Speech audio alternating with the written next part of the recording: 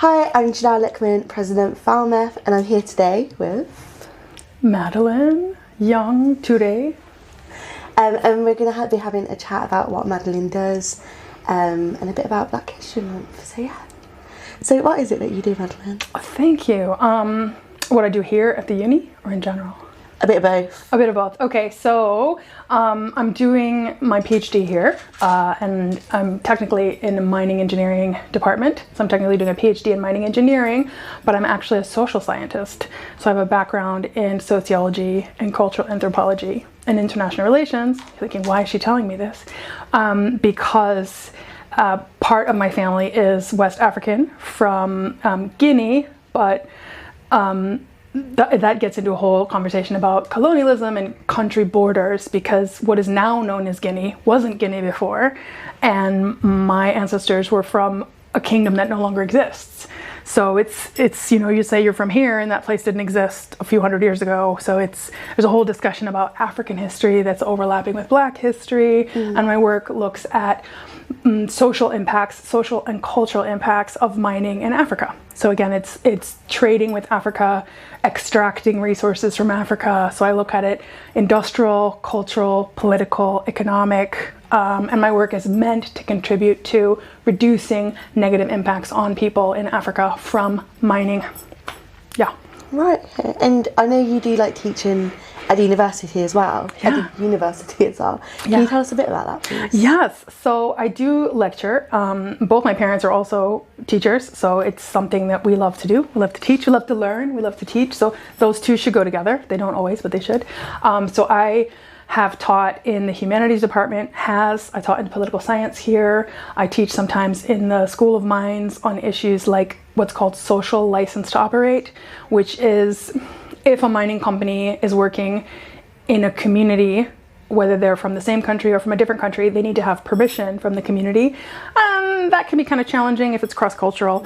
I've also taught economics of space, which is very different. It's literally about the space industry, and business courses. But I also teach about racism and intersectionality. So I'm a guest lecturer at UCL, and I do talk about intersectionality, racism, gender, and how there are some inequalities in some societies and those kind of struggles that different countries have with either race, gender, ethnicity, sometimes sexual orientation, and just unpacking what that means and the harms that it causes, and then how we can try to address things like human rights. Yeah, so social and cultural stuff. And I guess on a more like personal level, what does the history of wait, let me reword this. What does African and Black History Month mean to you? Thank you. I think it's really important that we try to accurately understand, represent, respect, and commemorate both Black and African history. The politics of the African continent and the economics of the African continent, particularly, I apologize if I sound like a lecturer, but this is this is the way I think all the time. I think the politics between what we'd call resource extraction, I know that sounds very technical, but it's, people, if I'm just visually going to represent it, taking things out. It's like if someone showed up in your house and went into your cupboards and took your favorite crockery, and you didn't have enough crockery left, you'd be like, wait a minute.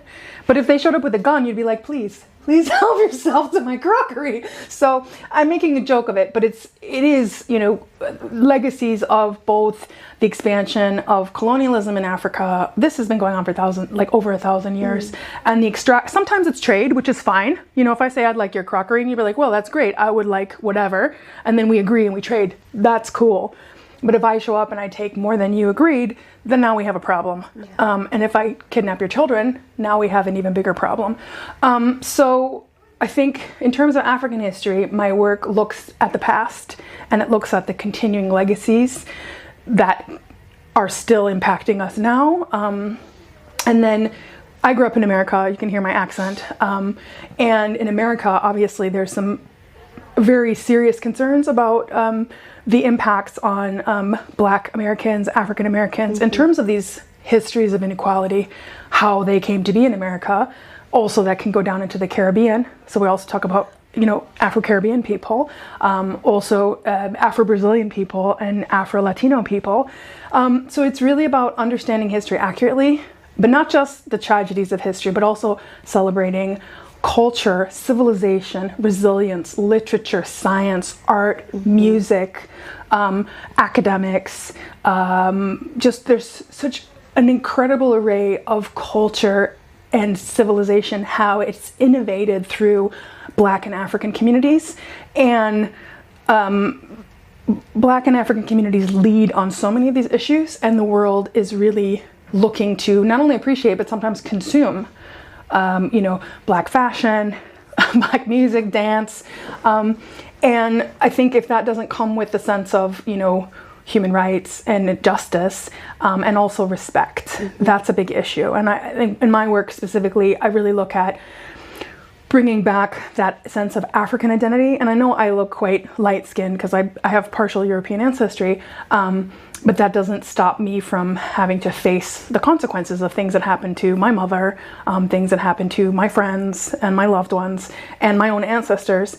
And I also think it's just really important to respect other cultures, not only respect, but also celebrate. So I think African history and Black history is really about acknowledging, representing, celebrating, expressing for those of us with that heritage, and really making that more integrated into our understanding of reality, because the world wouldn't exist as it does without African and Black contributions. Yeah. And I guess looking more closer to where we are now in Cornwall, what do you think needs to be done in Cornwall to raise awareness for those who are of African descent or of Black descent?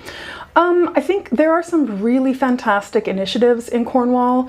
You've got Black Voices Cornwall. There's also, Inspiring Women's Network. And I'm sure there's more initiatives that I'm not aware of.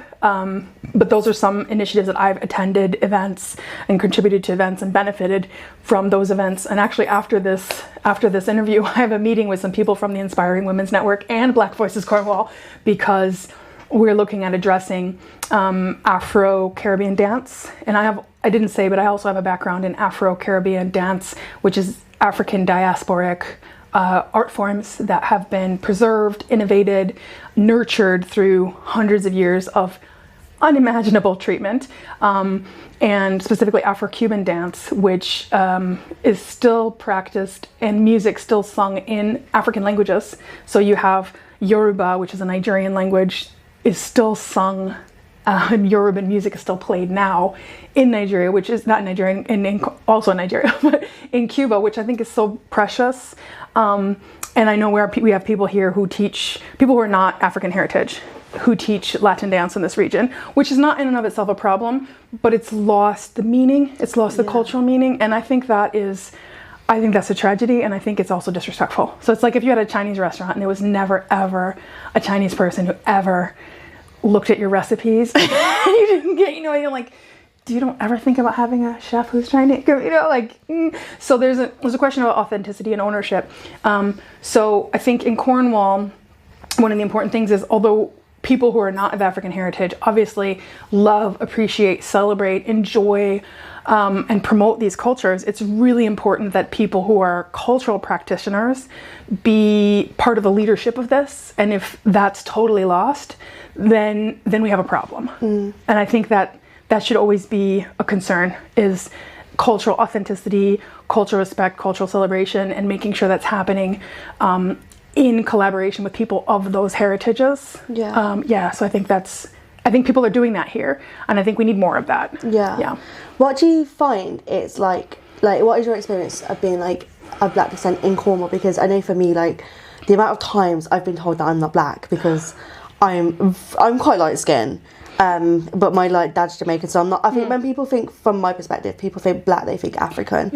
Whereas obviously when I say I'm mixed Black, I'm mixed Black. Jamaican, and so I personally grew up I'm not really around my that sort of culture until my mum got with my stepdad. He's Nigerian, so all my little brothers are Nigerian, so I've been around culture more.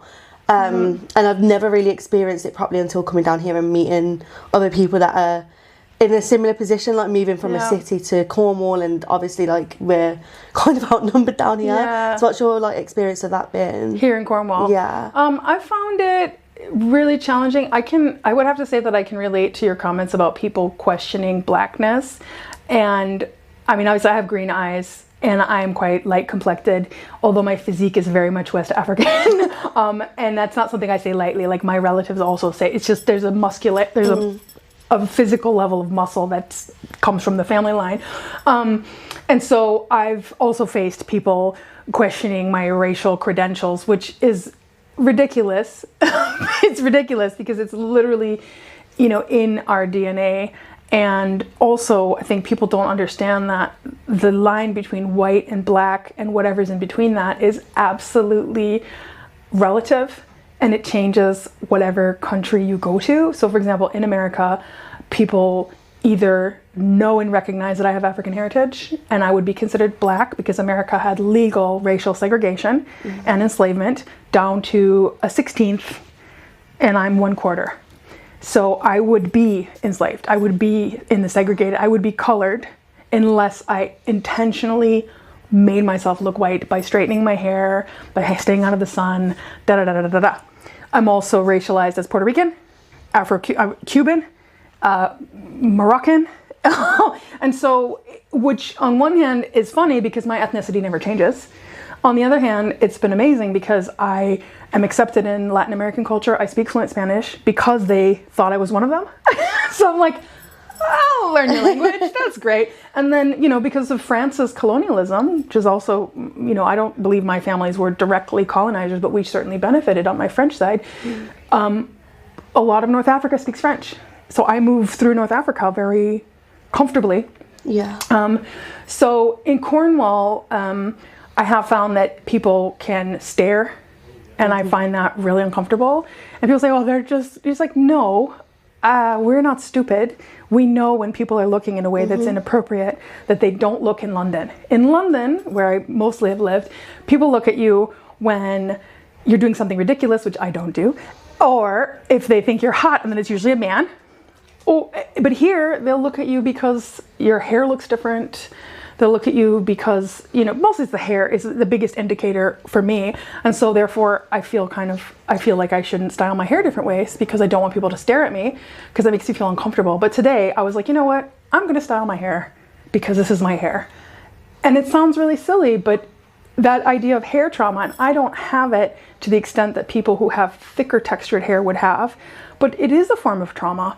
And I think when people think they can stare at somebody and the other person doesn't see it and feel uncomfortable, whether that's sexual, racial, whatever, it's gross.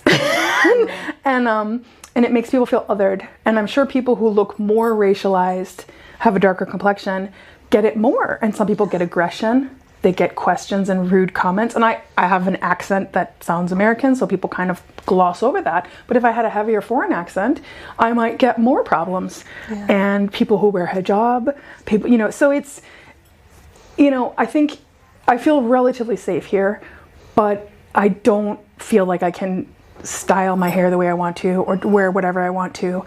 And I think that is a form of kind of racial trauma, to feel like I have to curate what I look like to not get comments, and that shouldn't be the case. Yeah, no, I totally I resonate with that.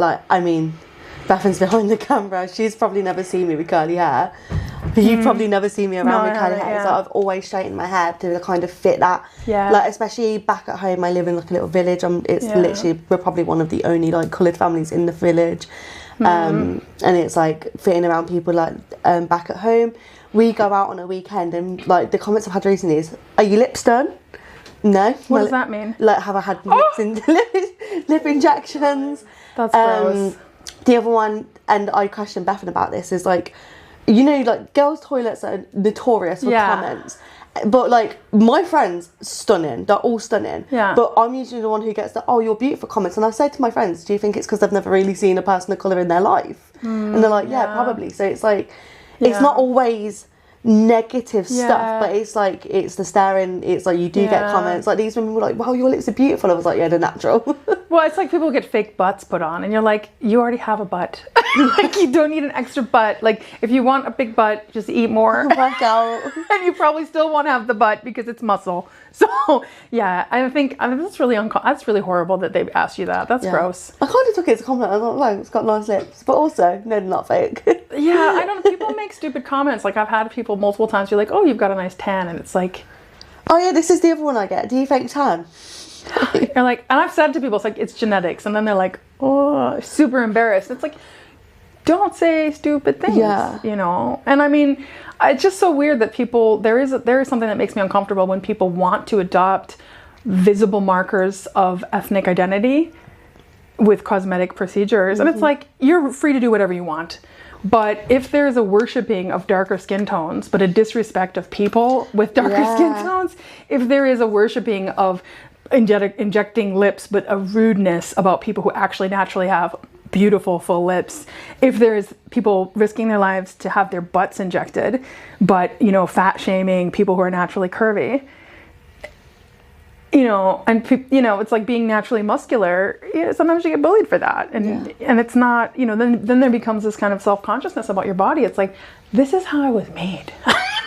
And if perfect. I go to, thank you. And I mean, if you go to different parts of the world, I think people also have a sense that like there's something neutral about the standards we have of beauty here. And I just got back from Mauritania, which is in the Sahara Desert. It's on the. I like to use this as a diagram of Africa.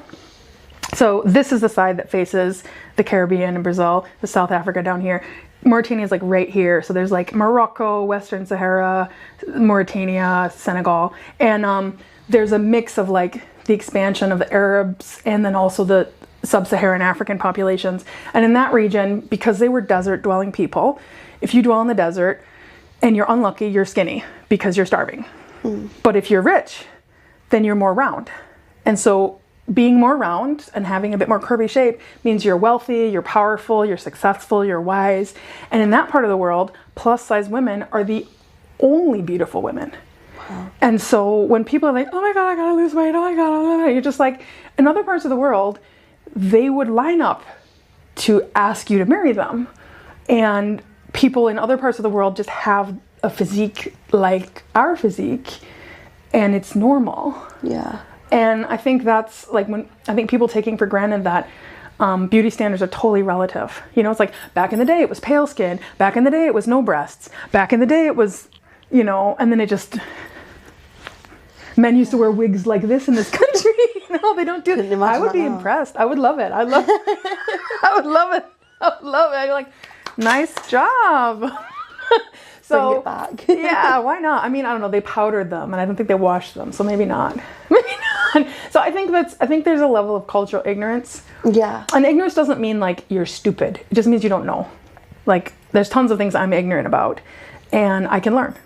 It makes, you know, if people are dabbling in African and Black culture without lived experience, without community consultation, then they can make mistakes that are really hurtful. And then if, like in the instance I'm thinking about, I brought it up to the person in an email in private, and I just said, hey, you know, I think we need to talk about this because there's some context missing, because they're delving into some African and Black historical topics without understanding. And they were very defensive. And they were like, oh, you're calling me racist. Like, I didn't call you racist.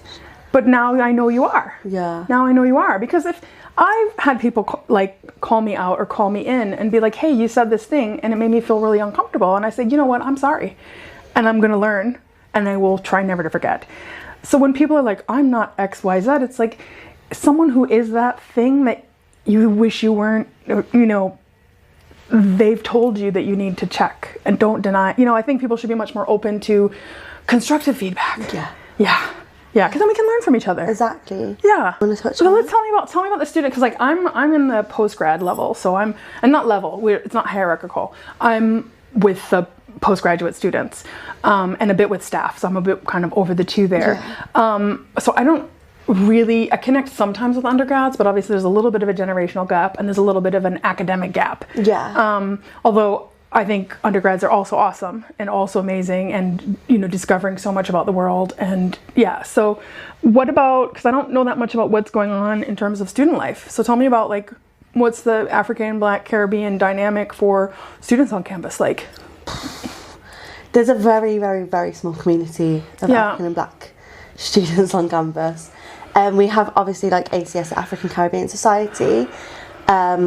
Mostly Exeter students are within that. It's all Exeter students on committee. Yeah. And a big thing for us at the moment is why aren't Falmouth students involved with that? Obviously, there's still only a small percentage of Black Falmouth students as well.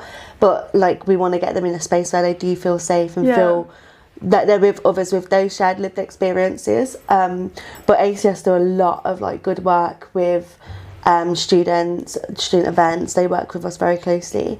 And I think it's just their message is so important to get out to students, that like, just because you're not Black and just because you're not sharing like the same lived experience as us, like, I think they just want to have that kind of understanding across the student body that like, this is how you can support us as Black people, especially here in Cornwall, and like allyship and a bit more like recognition of African and Black History Month and what it means to them, and like how, as maybe white people, how you can support us through that. Aisha, who is the Vice President for Falmouth, is doing a lot of work around like wellbeing and inclusivity and being a voice for minority students, and obviously last year that was my priority, and it's something that I still do now.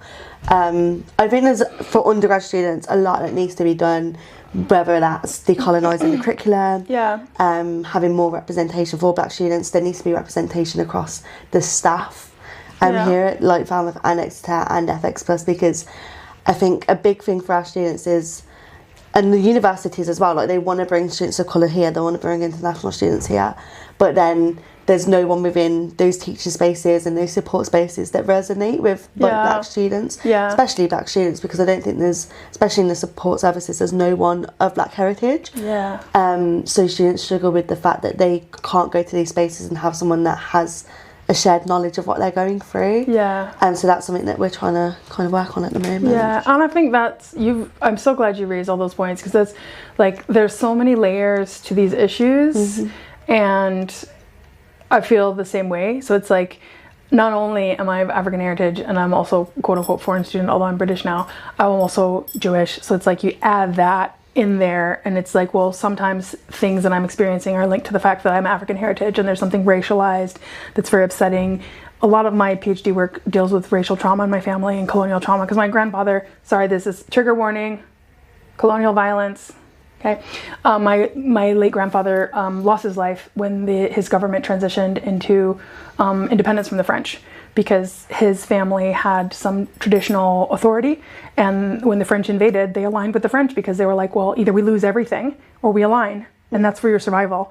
And then when they became independent as a country, the new dictator president went after anyone who aligned with the French. So my grandfather lost his life, so my mom grew up without her dad, and she grew up without any contact with her African family, and so she was just this mixed race girl with no dad in France, in a super racist country. So she had a childhood you don't even want to imagine, and that impacted my childhood and her sense of not having an African identity, and her having lost the legacy of like a noble family lineage. But also, people have no idea that Africa has, not that elite is better, elite isn't better, but Africa has elites, Africa has royals, Africa has kings and queens and chiefs, and not that kings and queens and chiefs are better, but in a country where we have a royal family, which is so important and respected, there is importance and respect in Africa, and there's also importance and respect in Afro-Caribbean cultures who had their cultures interrupted. So it's all of that, like, where is the power, the prestige, the respect, the nobility that we should accord anyone who rises above from their own work. So, I mean, I think you're right. Like, sometimes if there's these issues about race, racism and things like that, talking to a person who has no idea, they don't have any clue. And you're like, that thing hurt me so badly, and you don't understand. Or like, you don't understand hair trauma. Like, I would love to see your hair. You know, like so many people straighten their hair, which is a choice, which is a personal choice, which is totally valid. But like, curls are challenging, but they're also amazing. And, you know, and I think I would love to see people feel safer to have their hair out, and to have people not say anything stupid. Just say, oh, your hair's beautiful. Just that's it. It. You know, if I wear a ponytail, it's this big.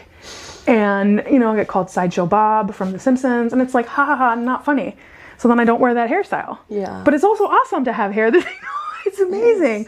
So, I mean, I really hope that you can get the Falmouth students on board, and I really hope the university does see that it's important. It's like if we're gonna support different intersectional groups, which we should, we also need to support questions of race and ethnic and identity, as well as faith, as well as sexual identity. Definitely. Yeah. Thank you. Are you happy if I call it there? Cool. Well, thank you for coming along today. Do you want to tell the camera about what you've got coming up? Oh yeah. Okay. Well, thank you so much for the interview. I really appreciate. Thank you so much for inviting me. I really love to know what the Student Union is doing. I love to know what the African and Caribbean Society is doing. They had an amazing art exhibition last year. Yeah. Beautiful artwork, just awesome photography, and I think there was maybe some multimedia work as well there.